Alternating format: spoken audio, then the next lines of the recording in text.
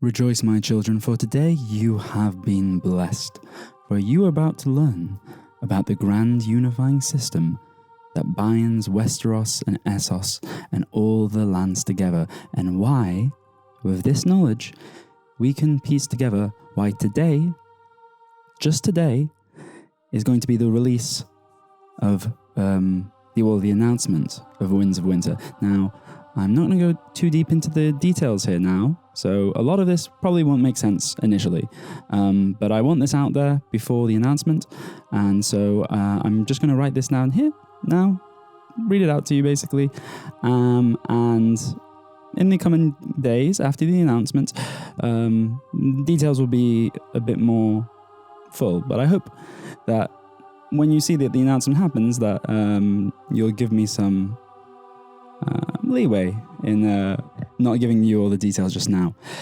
So, how did I come upon this? Well, I started watching Michael talks about stuff.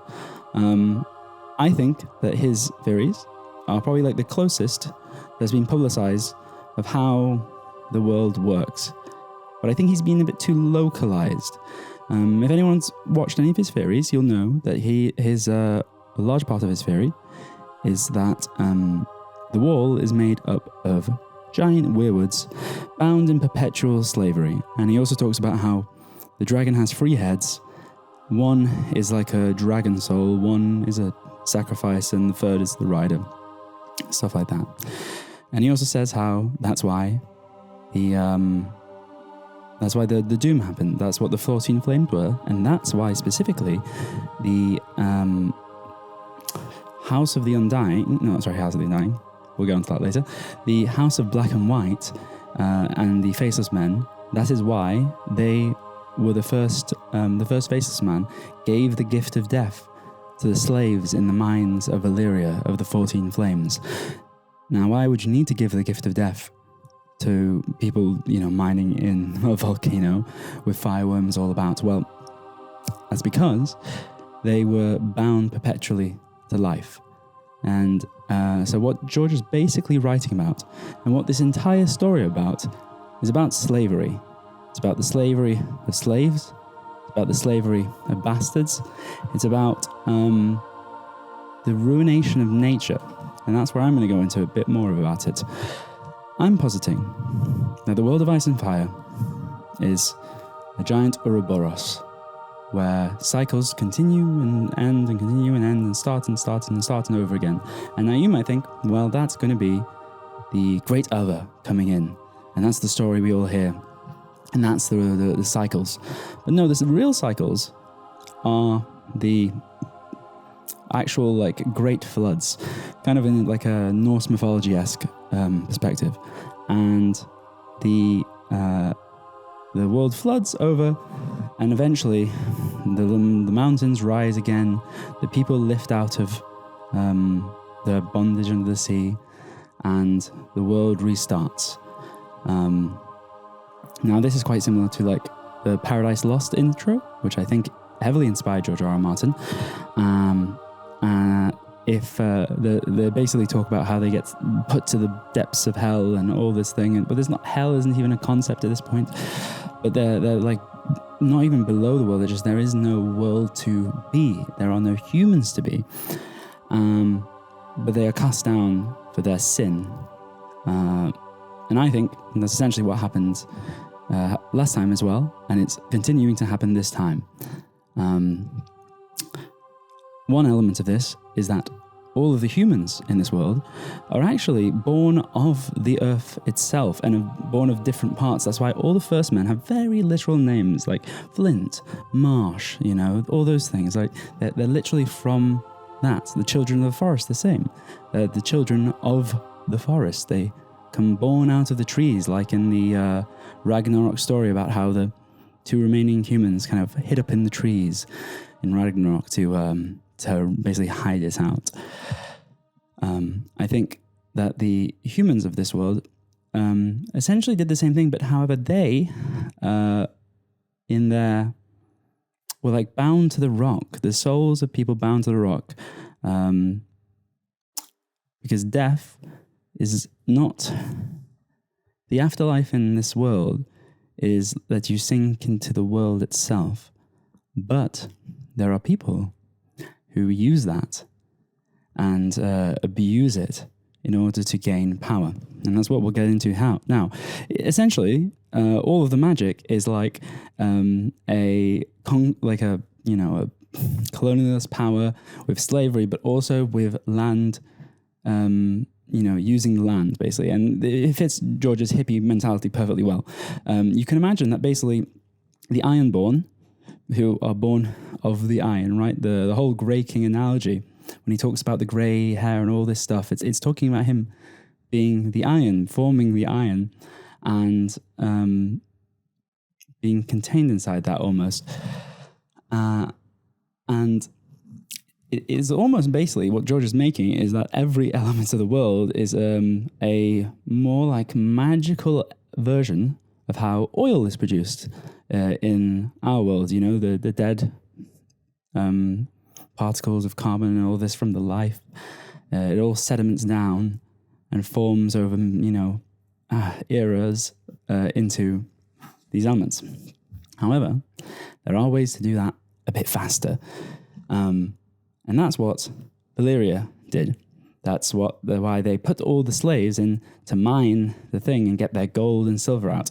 And I think there's like a mixture of that. The actual metals there are also containing the souls of the people, but also more specifically, that's how the dragons are formed. In the story, it says like fireworms are found in these little caves and everything. And, the people go in, the fireworms, the people are mining. They go to look where their friends was mining before, and there's an empty cavern, and there's just holes in the wall where the fireworms obviously came and ate them. And what I'm positing is that no, those are the people, and that it's like a weird kind of bastard Targaryen thing. That's why they talk about breeding during certain times, because they're basically passing the blood through the slavery. And you think for a family like the Targaryens, who seem to value their blood very jealously, they guard it well, they seem to have a lot of bastards, and they seem to have a lot of bastards with even the people on Dragonstone. It's said in the story that like many of the people on Dragonstone can count like a drop of dragon blood, and that's because they are dragon seeds. But the dragon seeds is a little kind of fun little wordplay thing that George has written up here, where obviously it's the seed of the dragon, but it's also the seed of the dragon. It forms the dragon. It like binds it to it. And I think, specifically, that the two heads that, so there are 3 heads of the dragon. Third head is the rider. The 2 heads below are those kind of sacrificial things. So you have like the fireworm, made out of, and I think that can be, the eggs are sort of like a descendancy of like the souls into like interweaved into the stuff, but don't worry about it too much. But basically, it's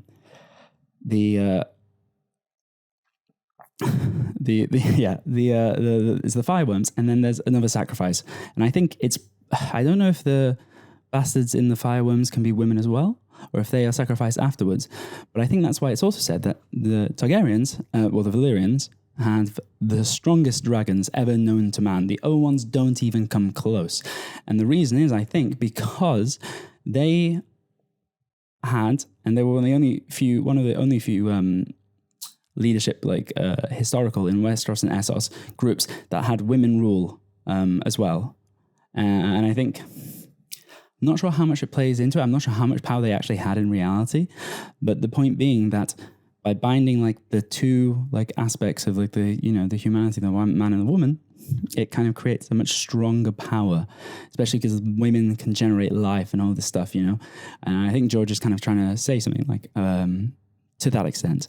And also because love, I think, is a great power. I think it's going to be like the power that defeats everything in the end. But I also think it can be abused. So if you have a young bastard son and a bastard daughter, and they love each other, in the non-romantic form of the word, but like, the love, agape, whatever, they using that to sacrifice to form into one combined entity, the dragon, creates like a very strong magic. I think that me and my friend were looking about something. I need to have a look into it a bit more. But Nisa means woman in, I think it's like Arabic or something, and Arabic, I should say. And then in the Assyrian language, there's some word that is like quite similar. It's like Nisha or something like that. And that means man. So Nisa, man, woman, he plunges the sword through them both, would make quite a lot of sense. And not only that, you have the Targaryen swords, Dark Sister and Blackfire. We know the Blackfires are associated later with the bastard sons, but perhaps that is actually because that was the original association, but they weren't obviously allowed to have that power, and therefore giving them that power is what was really meaningful there. And it was like almost more symbolic than we actually give it credit for initially in the story. Now, Michael talked about like how the slaves of Valyria and the wall, it's all slavery, eternal slavery, all in agony, wishing for death. The House of the Undying sort of shows this with them literally have like a smash cut between having Daenerys having a Misa moment, and then the Undying touching her and feeling her. And obviously that's meant to be like, oh God, this is horrible. But if we keep into this idea that these are slaves who are begging for Misa to like help them, save them, then actually that makes a lot of sense. And the way that it's described that they die afterwards, they cry out in old tongues unknown and all this stuff. This is Michael's very stuff, by the way. I don't want to claim it.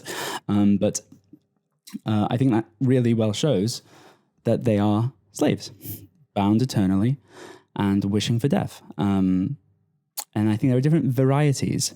So there's like the fire slaves, there's the ice slaves, which are like kind of a weirwood magic, and there are the stone slaves. And I think there may be some more, but we'll get on to that. I think all the diseases in Westeros also stem from this. You'll see that most of them have like these kind of effects. There's either blood boils fire, and like the sweating sickness I think is shivering one. But blood boils, sweet rot, there's a few others, but they all kind of have these stylings to them of like melting and skin melting off and all this horrible stuff. Then you have like the shivering sickness, which makes you ice cold, and everything's like you just shivering, and then your lips turn blue, as we see with the House of the Undying, the blue lips on the Undying. And the stone men are for ones that are built into the stone. We know that people can go into the stone, or at least we know that children of the forest can, because when Bran asks Leaf, where did all the people go? Where did all the children go? Leaf says, well, Bran, they went into the trees, they went into the leaves, they went into the stone. Interesting that the Starks, who were supposedly big fans of weirwoods, top fans, don't want to go into the weirwoods when they die. They want to go into the stone, into the crypts of Winterfell. And I think that's quite telling. And I'm going to go way more into that in later ones. But I think essentially that the same power that the singers use, because they call them singers for the children of the forest who go to the trees, it's very similar for the other ones.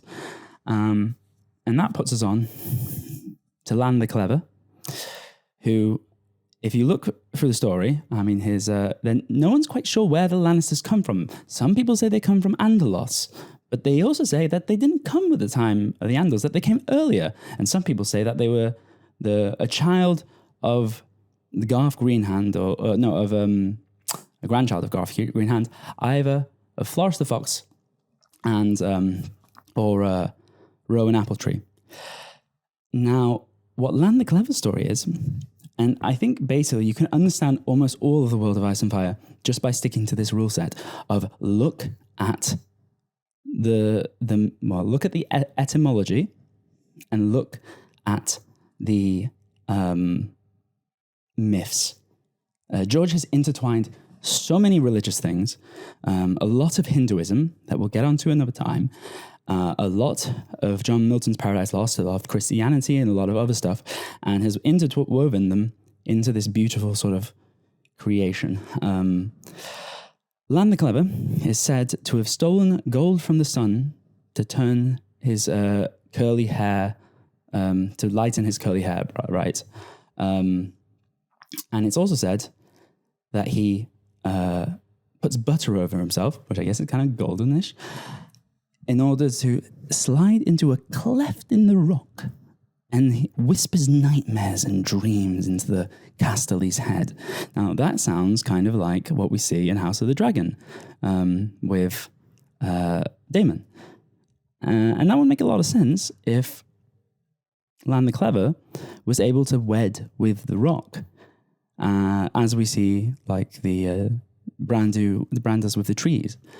That story about wedging into the rock makes a lot of sense now, and it's kind of a thing that you'd imagine that the story might evolve into, hundreds of years later. What's more interesting is that if you look at the story of Lann the Clever, it actually has a lot of parallels to Jason and the Argonauts and the story of the Golden Fleece. Phrixus, who is the child that gets scampered away, along with his sister Hel, but she falls into a place called the Hell Pont. We'll get into that another time. His name means curly, and he comes and he flies away on a golden ram, and then he sacrifices it there and gives the fleece to Aeetes, the king now. Jason comes later and kills them with the help of Medea, takes over the land. All right, so we kind of run through that. Now, Phrixus' mother, or stepmother, I forget, I think stepmother, is Nephili, and she's very mad that the father of Phrixus and everyone basically chose another lover. And so what she does is, it's said that she basically, like, her name is Fog as well, by the way, but she sends down like something that creates a drought on the land and prevents them from sowing seeds in the land. Now, if the dragon seeds are, the things that make the dragons, and they're referred to as seeds, that actually makes a lot of sense to maybe why the doom happened and why they say the gold of the rock will be our doom. For that's a prophecy. It's a Valyrian prophecy. What's really interesting is where they go. So they go to Colchis, which is land said to be rich in gold and honey and wine and all this stuff, kind of like how Casterly Rock is described. And Aeetes, who lives there, is the son of Apollo, who is the sun chariot, and he casts the rays of sun. And there's a whole story about the Castlys, about how like a sun ray got cast into the cave and shone the gold, right? So we sort of see that sort of symbolism. And obviously I'm not saying like the Aeetes is actually a son of Apollo, but we will get into that, because I think there's some interesting stuff there. Now, what's extra interesting is Aeetes' sister, Medea, has another sister as well, and she's called Cersei. So we've got Jason and Cersei, which are two very Lannister names. We also have some like Tyrion purple mentioned in the Wikipedia, and there's a place called the Tyrrhenian and all that stuff, and that's very interesting. And what's extra interesting is that the land that they leave is called Illyria. And there's some like little islands nearby called Sisypheros. I can't pronounce it. But I don't think I need to explain to you why that makes a lot of sense. Now, I think Illyria might be actually, rather than the Valyrians, that predecessor race that everyone talks about, especially because the Valyrians have a lot of Rome like connections in them, and Illyria is the place that it's said that the Romans like take over. It's like the predecessors to the Romans, so that makes a lot of sense. Also makes a lot of sense to why Illyrio Mopatis is called Illyrio Mopatis, right? Of Illyria. There's also a lot of stuff in Jason's story Like, for one, there's a beam on his ship that he can speak to and can give prophecies and see in distant lands and all this stuff. And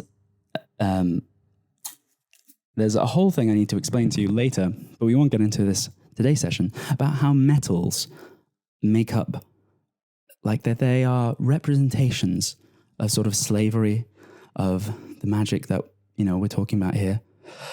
And just like everything that makes up everything, of castes in the system of the Targaryens. In fact, all of the Valyrian gods that we've named, the translations sort of match up with that too. In fact, Balerion, the most interesting one, is called Bale Rion. A bale of hay, like a twindling of things stuck together, and Rion, being Irish, for little king. So Balerion the Black Dread would be the dreadful bastard, sons of the Valyrians, wound together in a great big ball of hay. Kind of basically, I think it explains why he's so big, because he has like so many souls, I guess, sort of powering him. Like the blood that made him was like very intense or something. I'm not entirely sure. It doesn't really matter that much. But I hope you see the symbolism there. Now, back to the Lannisters. They escape. The Phrixus and everything escape.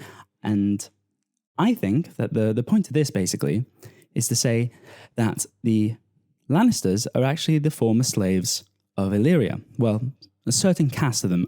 Because they have a lot of connection to silver, it seems that implies that they were like, kind of how is implied in one of the world book stuff, that they were like a household guard maybe kind of thing, or possibly like a wise counselor, kind of like one of the higher class thing, a protector / advisor roles that make up the a castle.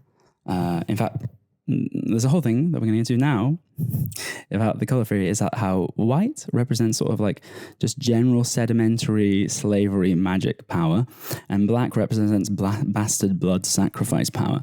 And that's why everything has black stone there, white stone here, red stone there, and it all derives from something called manganese. And you can look into this more. It's the same material that is used in the book The Subtle Knife, that cuts between the worlds and is a point so sharp and everything like that. And what's really interesting is that originally it was formed as as glass. It was the original formation that was like used by people to make up it. And then before that even, it was used, because it's quite common, as cave painting material, which really explains the season 7 scene in the caves, where we see these like black drawings on the walls of all these things on Dragonstone. So I think that's basically what George is implying. Then, wait, where are we now? I did not mean to go too deep into this.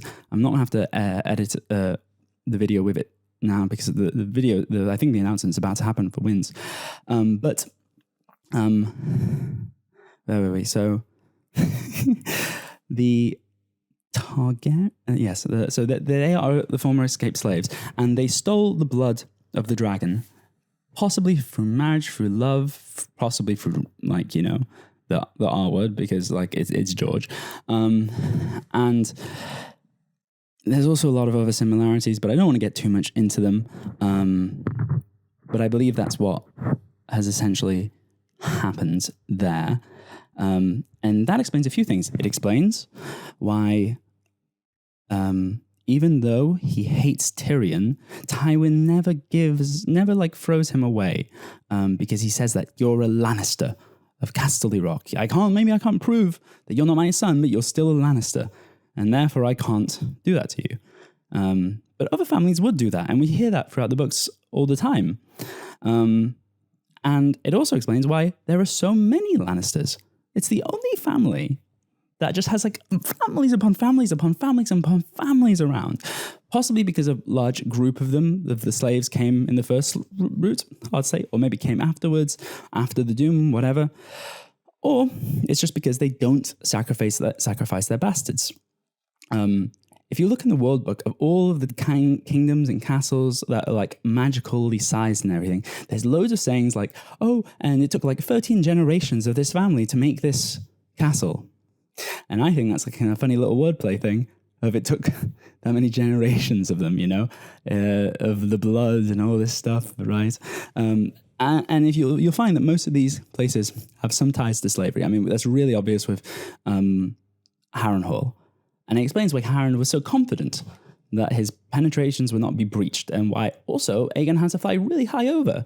Kind of like how Melisandre needs someone to take her under the walls of the castle and almost like invite her in, because her magic can't cross it. She can't make a shadow baby, then bring it out. I also think that Bran, probably, Bran the Builder, is connected to all this. I think it's hard to say. There's a lot of connection between the Starks and the Hightowers in this area, and we won't delve too much into this, but they're all intertwined. The Hightowers especially are intertwined with all this, and the Starks. The Brandon the Builder, there's a long list of brands after him, and everyone says like, well, was it the same brand? Was it not? I don't know. Time traveling brand theories.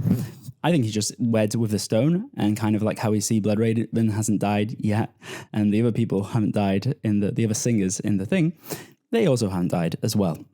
So it's similar to Lann the Clever and the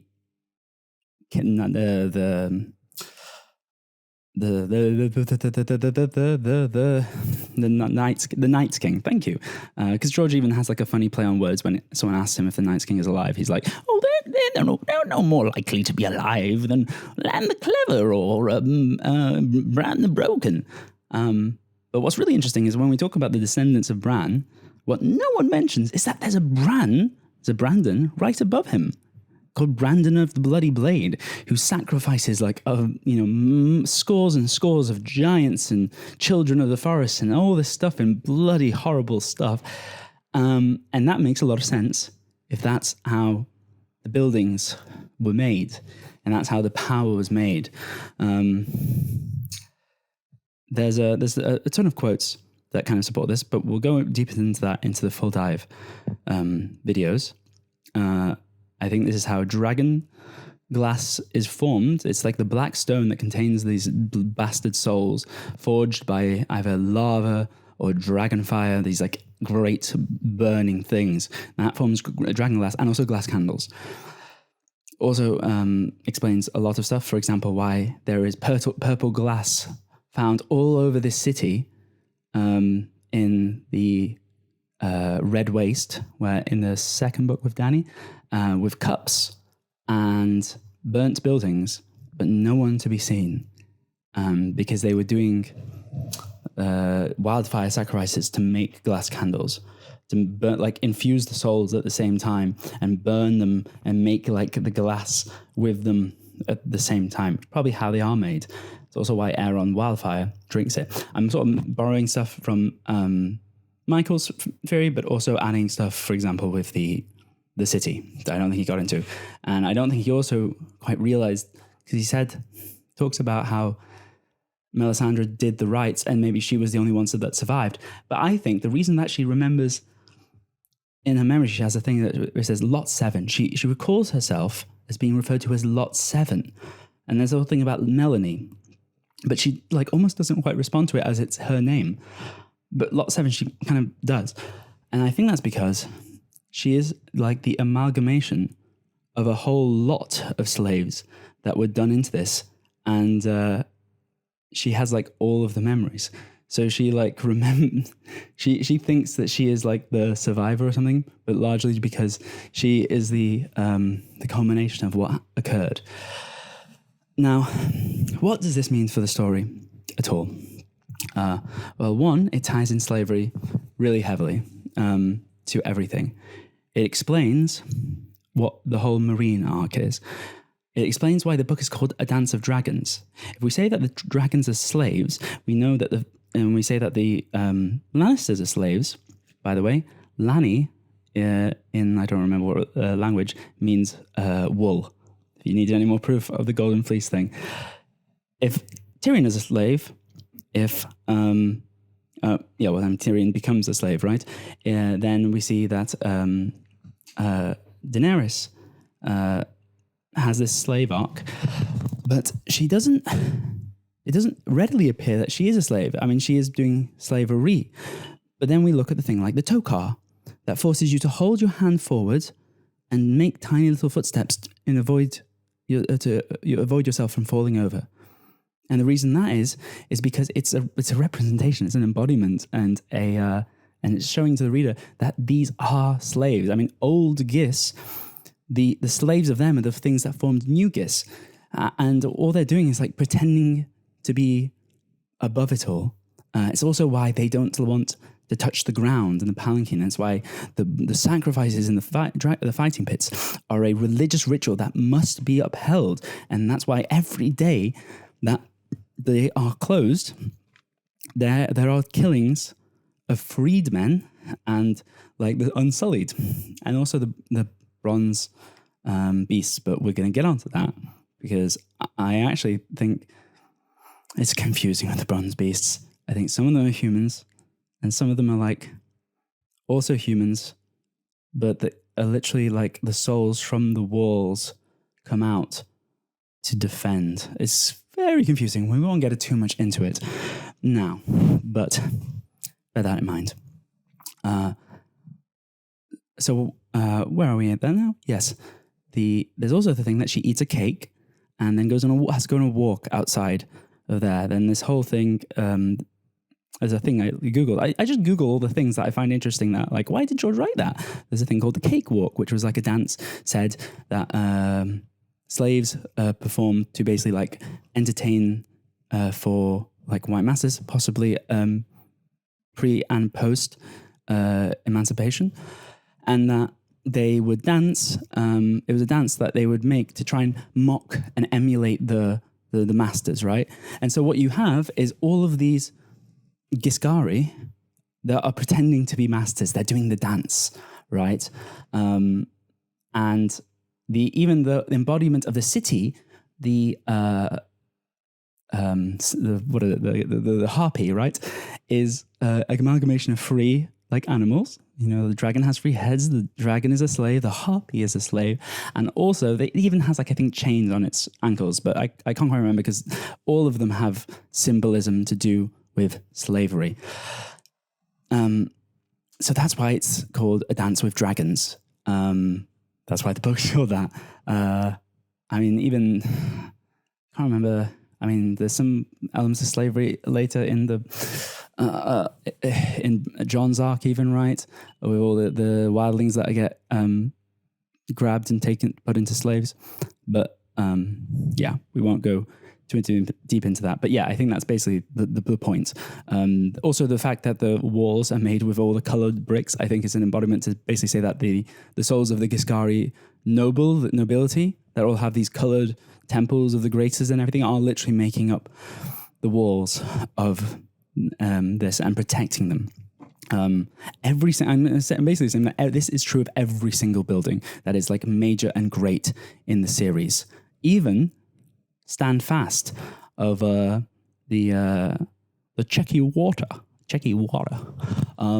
in the Duncan Egg series that no one's really looked into that much, but I think it very much is the case. Anything else that I need to like really get ahead of here? Right. Why did Rhaegar have a third son? Well, you know, 3 heads has the dragon, he says, and there must be a third. But why? He doesn't have dragons. He doesn't know how to seem to make dragons, because otherwise he'd make dragons. What if the 3 heads of the dragon is to have the dragon? He knows the true meaning, and that's what he learned, and that's what what information was lost.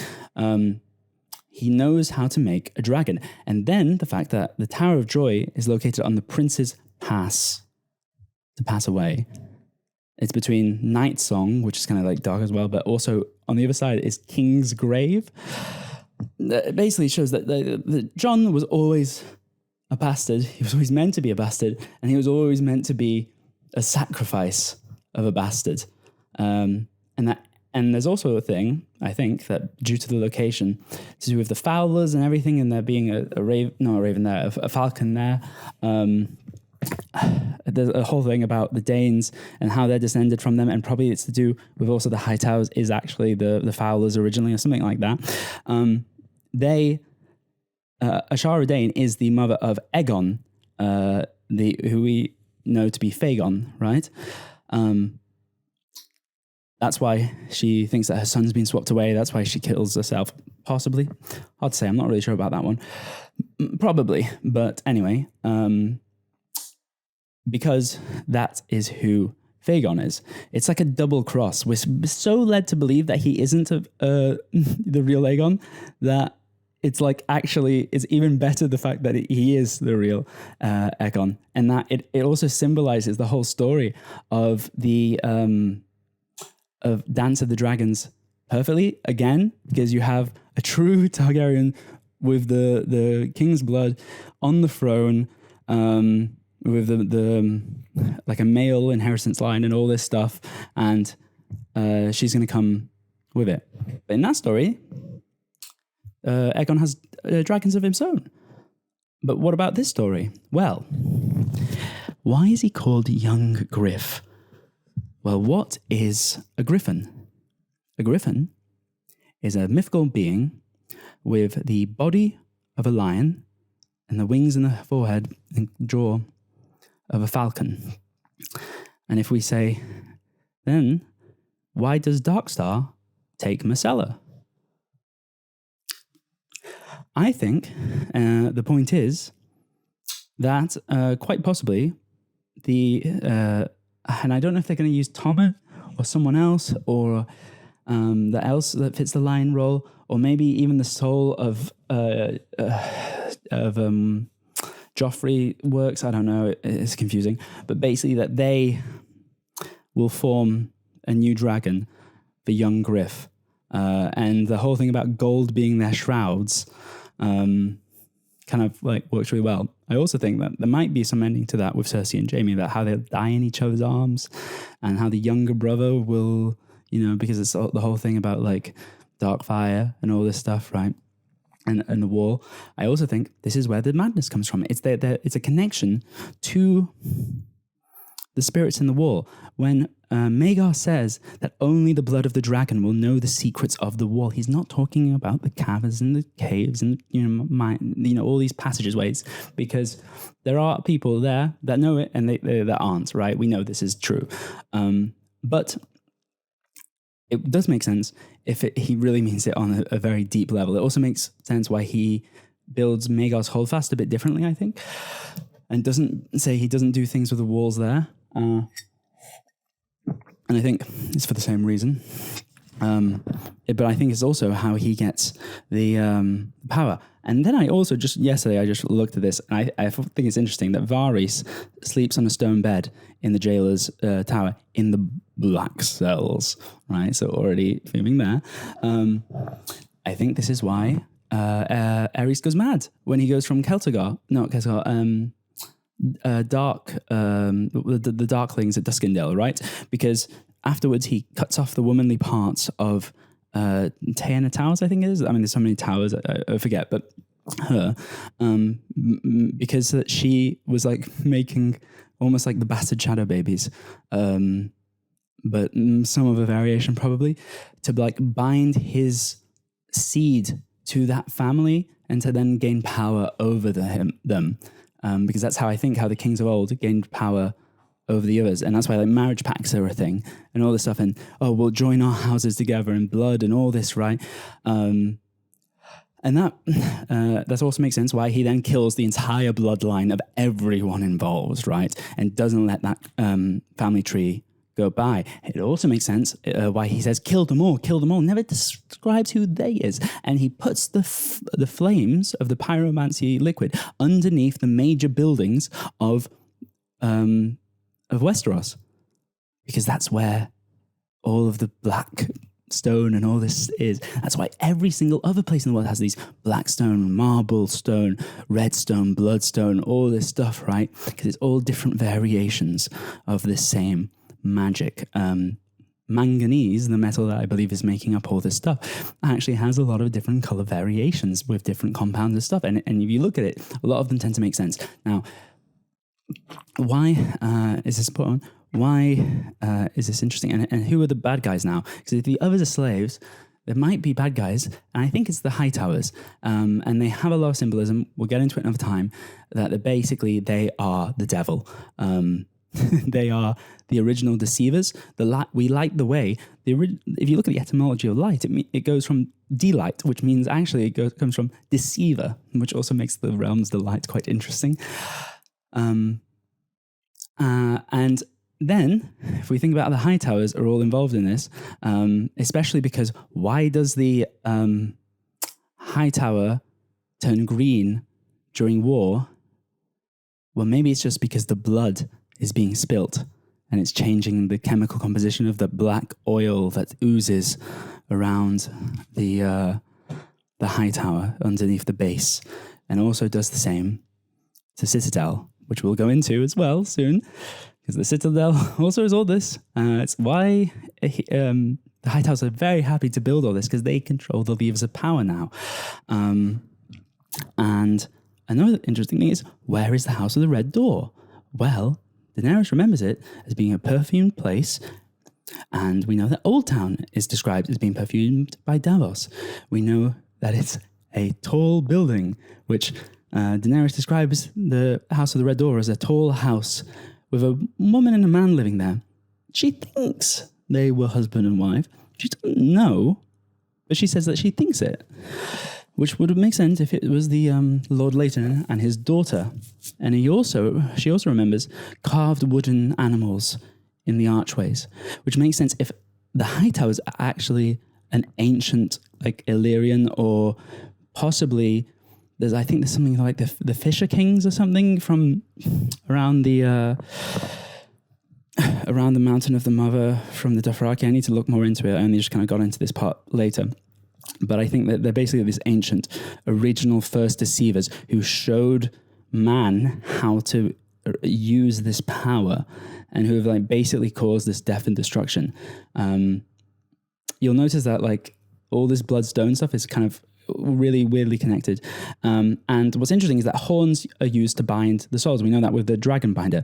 And when dragon binders sung, it's described that, like, it sounds like the screams or moans of, like, thousands of burning souls are contained and released through the noise, right? And I think that's, like, literal. That's literally literal. It also makes sense why, and this is a Michael part now, why the wall, the Yoruman's horn, is sent to wake giants from the earth and bring down the wall, because it's the giant trees inside the wall. But it also makes sense how the stepstones were destroyed, because the middle largest island in the stepstones is called Bloodstone. But it isn't described as bloody. But maybe that's because all that was removed. The final thing I want to leave you with is, well, actually not quite the final thing of the theory, is how I think it's basically going to be very similar, the next book, in terms of Jon's storyline. It's going to be similar at the start with Lyra Belacquas in the Amber Spyglass, which also has a lot of similarities, where she basically sort of drifts in a dreamlike, half-dead state into the world of the dead, and has all these visions there of people she loved, of people she knew that she has to save. And when she wakes up, that becomes her mission. And I think that's going to happen, the same thing with Jon. I also think he's going to be a mute, because there's some stuff that kind of shows that on. But that's essentially how that all pans out. Now, how does this have anything to do with Game of Thrones, Winds of Winter being announced today? Well, if we look at the Bubicon website, Bubicon, I don't know how, whatever, you know what I'm talking about.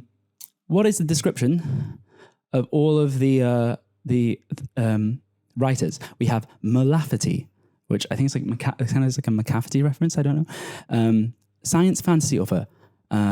Chaos. Oh, by the way, I should say, this is going to sound schizophrenic, especially considering where I'm coming from. But I think I'm about to be redeemed soon anyway, so I'm just going to go right ahead with it. On Monday, I was on a train, and I kind of stumbled onto another train after a weird, like, internet thing, like ARPG wiki Song of Ice and Fire thing, and I was really like just sus, and I see this empty train, I go into the empty train, and then there's like I basically had like a IRL large scale escape room situation with hundreds of actors who were basically gaslighting me the entire time, and it was literally like a whole train journey full of a carriage full of characters from A Song of Ice and Fire kind of modernized, and then they even took a part of a city, and there were like hundreds and hundreds of actors. It was insane, and the problem is that's going to sound crazy to all of you, so like I understand that's reasonable, but I'm pretty sure it's going to be like revealed or something with the announcement, because I can't imagine they spend that amount of money without showing something. So I'm about to be redeemed. I don't care. Think I'm crazy. That's fine. I'll be redeemed soon. Malafati's books then is Chaos Terminal, 6 Wakes, Station Eternity, Ghost Train to New Orleans, Solo, A Star Wars Story, the Afterlife series, the Ophelia Network, and more. Podcast, I Should Be Writing. TJ Clune, co-guest of honor. In the Lives of Puppets, The House Under the Cerulean Sea, Under the Whispering Door. A lot of things were whispers and the souls. Somewhere Beyond the Sea, The Extraordinaires, The Bones Beneath My Skin, Wolf Song, and more. We'll get back to him. Vernon and Ursula Vernon, Kevin Sonny.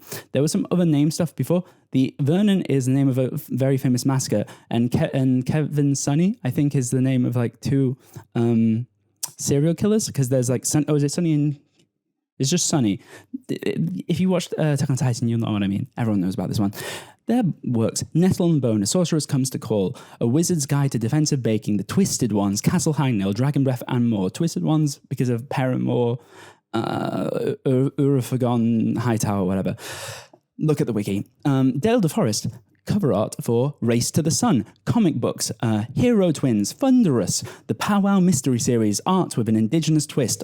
And I'm going to give you more stuff later as well. And Dr. Darren Rasper, Historian, Archives Director, and Space Technology Integration Lead for the Deputy Technology Executive Officer for Space Air Force Research Laboratory. I think that's basically a Hightower thing, especially with what I saw on the train thing.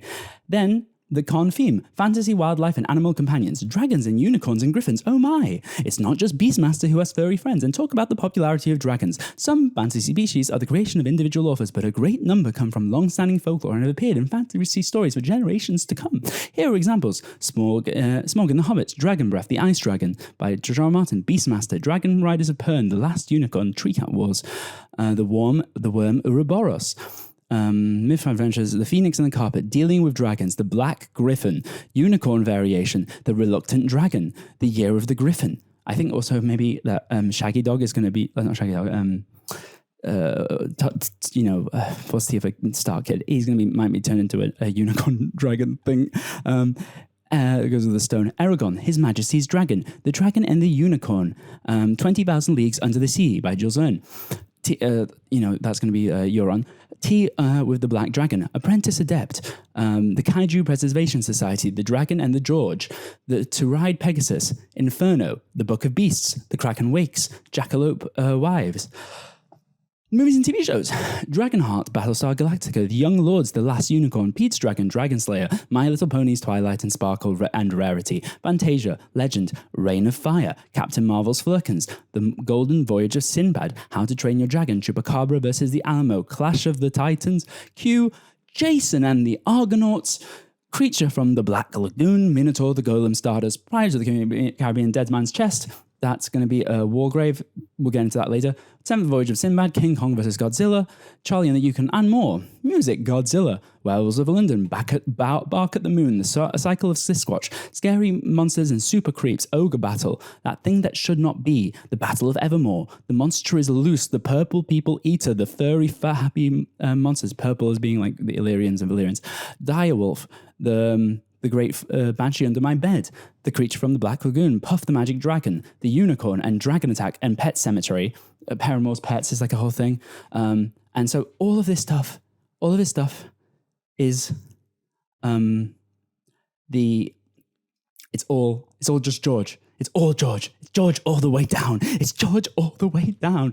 And what's interesting is I said I'd get back to it about the Under the Cerulean Sea and like Under My Bones, all this stuff. I mean, there's a whole thing about, I think that's going to basically also representing the wall. That's basically like a frozen sea. And there's stuff to do there with Hindu mythology and other stuff as well.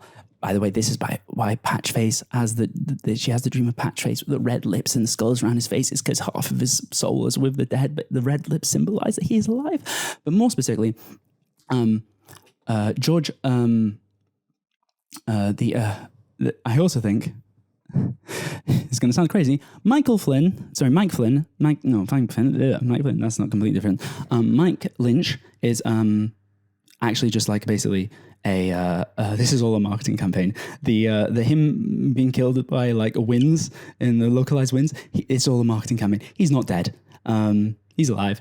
We're about to see George announced that, and he's probably going to be the interviewer to George at Bobicon. And that's it. I spent way more long on this than I thought I was going to. I don't have time to edit it before the announcement, so I'm just going to publish it and hope it goes well. Enjoy. Bye.